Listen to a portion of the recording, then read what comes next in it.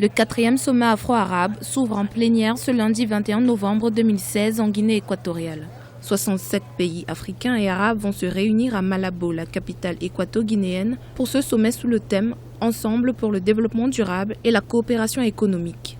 Le sommet mettra un accent particulier sur des domaines prioritaires comme la recherche scientifique, le terrorisme, le financement du développement, la sécurité alimentaire, le développement agricole et la migration. Ils discuteront également du suivi de la mise en œuvre des résolutions qu'ils ont adoptées au cours de la 3e session qui s'est tenue au Koweït en novembre 2013. Certains chefs d'État semblent déjà avoir une stratégie précise pour leur pays. Nous avons un continent qui a d'énormes potentialités, mais qui a vécu des moments très difficiles. Et vous avez aussi un monde arabe qui a beaucoup de moyens. Donc vous voyez que notre union fera en sorte qu'effectivement les moyens qu'ils amènent chez nous, ce n'est pas pour nous donner gratuitement. Au contraire, on va essayer de les positiver. On va essayer de faire en sorte que tout le monde en gagne. Comme disent nos amis chinois, gagnant-gagnant.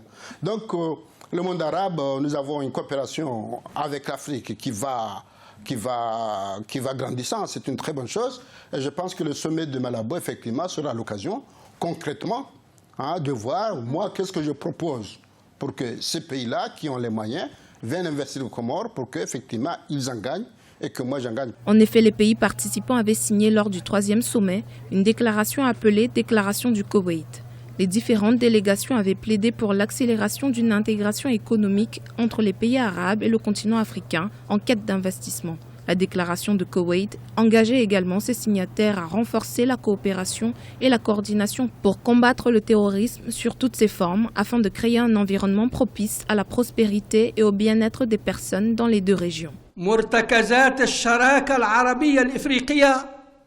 devons contribuer à mettre en place les piliers du partenariat afro-arabe auquel aspirent les peuples de part et d'autre. L'évolution des moyens de transport entre les pays africains pour réduire les distances, le développement des secteurs vitaux, comme l'agriculture, constitue la soupape lorsqu'il s'agit de sécurité alimentaire en Afrique.